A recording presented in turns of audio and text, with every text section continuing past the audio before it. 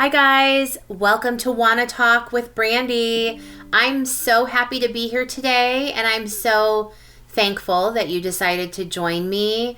I want to say thank you to those of you who have reached out to me to share your food stories and your food journeys. I feel so honored and touched that you have chosen to share that with me. So thank you for that. I really appreciate it. And I want to invite you guys to also reach out to me with new ideas, new topics that you'd like to see covered, either here in this short format or maybe in a longer format like a podcast, which is coming soon. So maybe it will be a podcast episode. So I hope that you will reach out and share your ideas with me, any topics that you think would be relevant or important. That's what I want to be talking about. So, and it doesn't have to be just related to food or food shame, food grief, food noise, some of the things that we've already been talking about. I want to talk about all kinds of issues related to mental health and wellness. So whatever comes to mind, reach out and let me know. What do you want to hear more about? I want to talk about it. I hope that you guys are liking and subscribing to this YouTube channel, and I hope that you will follow me over on Instagram at Brandy_Fitch. I'm trying to get some new content out there too. Be patient with me, guys. I'm still trying to figure all of this out. So there's more coming. The podcast is coming. I'm doing the best that I can. I'm doing the work. I'm trying. So stick with me. The topic I want to talk about today is actually a special request. So someone asked if we could focus in on what happens when you are a feeder, when you are someone who's, one of your love languages is feeding people, and you are also kind of reworking your relationship with food, redefining your relationship with food, or navigating health challenges that require you to eat differently, and you also are a feeder. How does that all work? How do you navigate that relationship?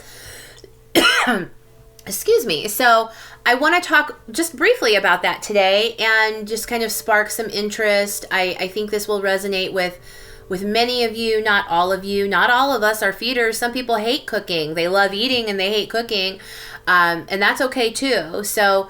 But that's something I can relate to. I am a feeder. I love to cook. I love to feed people.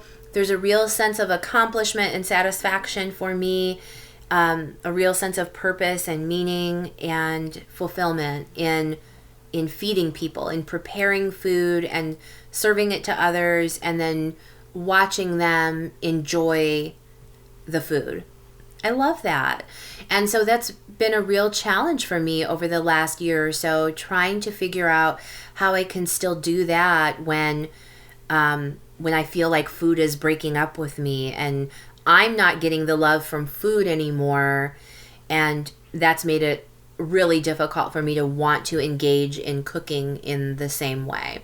So one of the things that I struggled with and came to the realization about is I don't have to make food choices when I'm feeding others. I don't have to make food choices for me. And gosh, once I allowed myself to just accept that fact, that became a whole lot easier. So I may not feel hungry at all, or I may only need to eat a few bites of something because that's just where I am for the day on my food journey. But that doesn't mean that I can't still cook for other people and find joy and satisfaction and fulfillment in doing that. So it really got to a place for me where I sort of took myself out of the equation, because my normal process for cooking has been to think about, what are the things that I'm hungry for? What are cravings that I'm having? What are foods that I haven't made for a long time, or comfort foods that are go-tos for me? And that's what I really leaned into or gravitated toward when I'm planning out like my meals for the week or whatever that might be. And because I was struggling with that, then I started having thoughts like, I don't want to be in the kitchen for 45 minutes cooking something that I'm only going to eat 3 bites of. So it really took away some of my creativity and motivation around cooking. So, and then that was another loss. So I'm already dealing with the loss of, just my relationship with food and not feeling love and enjoyment in eating, but now I'm also taking a hit because I'm not feeding people, so I'm not getting that feedback that I crave sometimes around food. So once I was able to remove myself from the equation, feed myself in the way that I need to be fed, and then turn my attention to, now what can I make for the people that I'm feeding? So just use my husband, for example. Once I focus in on what would he like to eat? What's something that he hasn't had for a while?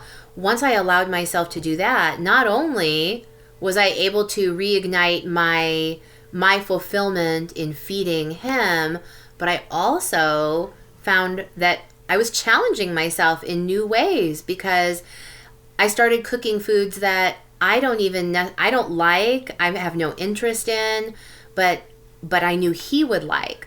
So I started experimenting in different ways. I started trying to cook foods in different ways. And he's loved it because I've been much more creative once I took myself out of the equation. So I want to challenge you guys to think about how you can still fulfill yourselves, how you can still give love through food, even if you aren't receiving love through food. So I'm going to ask you to do just one thing.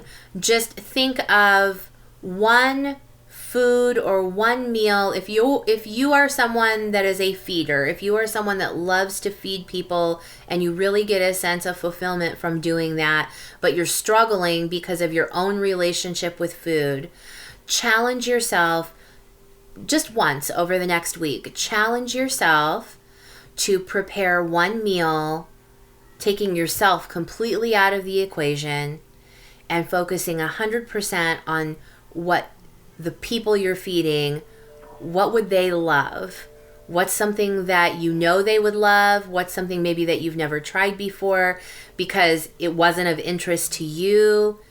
And just really allow yourself to lean into giving love through your food, even if you're not receiving love through your food.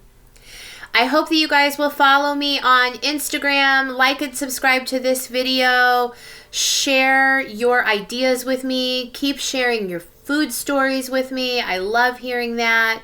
I will see you soon. I hope you have a wonderful day. Take care.